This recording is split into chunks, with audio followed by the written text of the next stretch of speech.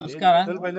ಇವತ್ತು ಎಎಲ್ಸಿ ನೋಂದಾಯಿತ ಕರ್ನಾಟಕ ರಾಜ್ಯ ಕಟ್ಟಡ ಮತ್ತು ಇತರ ನಿರ್ಮಾಣ ಕಾರ್ಮಿಕರ ಸೇವಾ ಸಂಘದ ಸರ್ವ ಸಂಘಗಳ ಒಕ್ಕೂಟದಿಂದ ಇವತ್ತು ನಾವು ಬಳ್ಳಾರಿ ಜಿಲ್ಲೆಯಲ್ಲಿ ಒಂದು ಪ್ರೆಸ್ ಮೀಟ್ ಮಾಡಲಾಯಿತು. ಉದ್ದೇಶ ಏನಂತಂದ್ರೆ, ಇವತ್ತು ಕರ್ನಾಟಕ ಕಲ್ಯಾಣ ಮಂಡಳಿಯಲ್ಲಿ ಕಾರ್ಮಿಕರಿಗಾಗಿ ಇಟ್ಟಿರತಕ್ಕಂತ ಬೆವರಿನ ಹಣವನ್ನು ಇವತ್ತು ಸರ್ಕಾರಗಳು ಏನ್ ಬರ್ತಾ ಇದೆ, ಬಂದಿರತಕ್ಕಂತ ಎಲ್ಲ ಸರ್ಕಾರ, ಹಿಂದಿನ ಸರ್ಕಾರ ಆಗಿರ್ಬೋದು, ಈ ಸರ್ಕಾರ ಆಗಿರ್ಬೋದು, ಅನವಶ್ಯಕ ಯೋಜನೆಗಳ ತಂದು ಕಿಟ್ಗಳ ರೂಪದಲ್ಲಿ, ಹೆಲ್ತ್ ಕ್ಯಾಂಪ್ ರೂಪದಲ್ಲಿ, ಆರ್ಪಿಎಲ್ ಟ್ರೈನಿಂಗ್ ರೂಪದಲ್ಲಿ, ಸೇವಾ ಕೇಂದ್ರ ಅಂತೇಳಿ ಸುಮಾರು ದುಡ್ಡುಗಳನ್ನ ಪೋಲ್ ಮಾಡ್ತಾ ಇದಾರ. ಇವತ್ತೇನಂದ್ರೆ ಕಾರ್ಮಿಕರ ಬೆವರಿನ ಹಣ ಸೆಸ್ ಏನಿದೆಯಲ್ಲ, ಇವತ್ತು ಅದನ್ನು ಉದ್ದೇಶಪೂರ್ವಕವಾಗಿ ಮಂಡಳಿ ಅವತ್ತು ರಚನೆ ಮಾಡಿರೋದು ಏನಂದ್ರೆ, ಕಾರ್ಮಿಕರಿಗೆ ಮೂಲಭೂತ ಸೌಕರ್ಯಗಳನ್ನು ಒದಗಿಸ್ಕೋಬೇಕು ಅಂತೇಳಿ. ಯಾಕಂದ್ರೆ ಇವತ್ತು ಸುಮಾರು 14 ಮೂಲಭೂತ ಸೌಕರ್ಯಗಳಿದಾವ.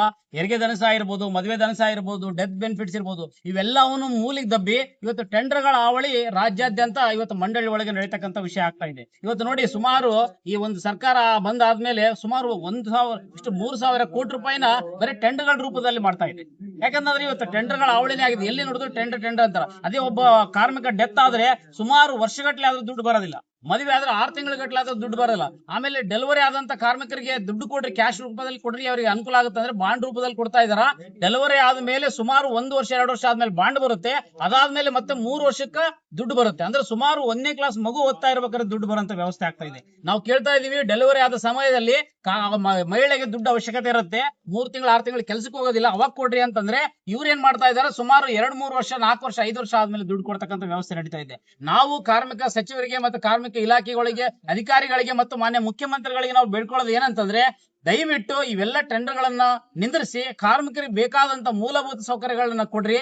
ದಯಮಾಡಿ ಇವೆಲ್ಲ ಖಾಸಗೀಕರಣ ಮಾಡಬೇಡ್ರಿ ದಯವಿಟ್ಟು. ಈಗ ನೋಡ್ರಿ, ನಿಮ್ಮ ಸೇವಾ ಕೇಂದ್ರ ಅಂತ ಏನ್ ಸ್ಥಾಪನೆ ಮಾಡಿದ್ರಲ್ಲ, ಈಗಾಗಲೇ ಮಂಡಳಿ ಸ್ಥಾಪನೆ 20 ವರ್ಷ ಆಯ್ತು. ಅಲ್ಲಿಂದ ಇಲ್ಲಿವರೆಗೂ ಕೂಡ ಲೇಬರ್ ಆಫೀಸರ್ಗಳು, ಲೇಬರ್ ಇನ್ಸ್ಪೆಕ್ಟರ್ಗಳು ಮತ್ತು ಡಿಒಗಳು, ತದನಂತರ ಇವಾಗ ಫೀಲ್ಡ್ ಆಫೀಸರ್ ಅಂತ ಮತ್ತೆ ಜಾಯಿನ್ ಮಾಡ್ಕೊಂಡಾರ. ಇವರು ಅಲ್ಲದೆ ಮತ್ತೆ ಖಾಸಗೀಕರಣಕ್ಕೆ ಕೊಟ್ಟಿದ್ದಾರ.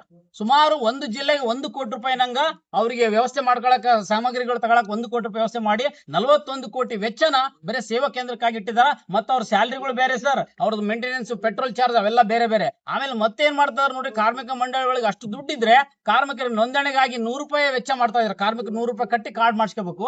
ಆಮೇಲೆ ರಿನ್ಯೂವಲ್ ಗೆ ಬಂದಾಗ 50 ರೂಪಾಯಿ ಕಾರ್ಡ್ ರಿನ್ಯೂವಲ್ ಮಾಡ್ಕೋಬೇಕಾದ ಪರಿಸ್ಥಿತಿ ಇದೆ.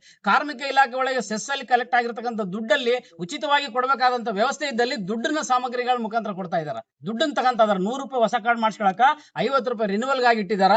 ಇಂಥವೆಲ್ಲ ಯಾಕೆ ಮಾಡ್ತಾ ಇದ್ರಿ ಸರ್? ದಯವಿಟ್ಟು ಇವನ್ನೆಲ್ಲ ಬಿಟ್ಟು ಟೆಂಡರ್ ಗಳೆಲ್ಲ ನಿಂದಿರಿಸಿ ಕಾರ್ಮಿಕರಿಗೆ ಮೇನ್ ಪೆನ್ಷನ್ ಕೊಡ್ರಿ. ಕರೆಕ್ಟ್ ಆಗಿ ತಿಂಗಳ ಪೆನ್ಷನ್ ಕೊಡ್ರಿ. ಅಂದ್ರೆ 3 ತಿಂಗಳಿಗೆ 6 ತಿಂಗಳಿಗೆ ಪೆನ್ಷನ್ ಆಗ್ತಾ ಇದ್ರ. ಬಿಪಿ ಶುಗರ್ ಇಂದ ಬಳತಕ್ಕಂಥ ಕಾರ್ಮಿಕರಿಗೆ ಬಹಳ ಸಮಸ್ಯೆ ಆಗ್ತಾ ಇದೆ ಅಂತ ನಾವು ಹೇಳಿದ್ರೆ ಅದನ್ನೇ ತೆಗಿಬೇಕಂತ ಉದ್ದೇಶ ಮಾಡಿದಾರೆ. ಮೊನ್ನೆ ನಾವು ಮಂಡಳಿ ಒಳಗಡೆ ಸಭೆ ಕರೆದಾಗ ಏನ್ ಹೇಳ್ತಾರ, ಮೊನ್ನೆ ಸಿಇಒ ಅವರು ಆದಷ್ಟು ಬೇಗ ನಾವು ಮದುವೆ ಧನಸಹಾಯನ ಕೂಡ ತೆಗಿತೀವಿ, ಕಾರ್ಮಿಕ ಇಲಾಖೆ ಒಳಗಡೆ ದುಡ್ಡಿಲ್ಲ ಅಂತ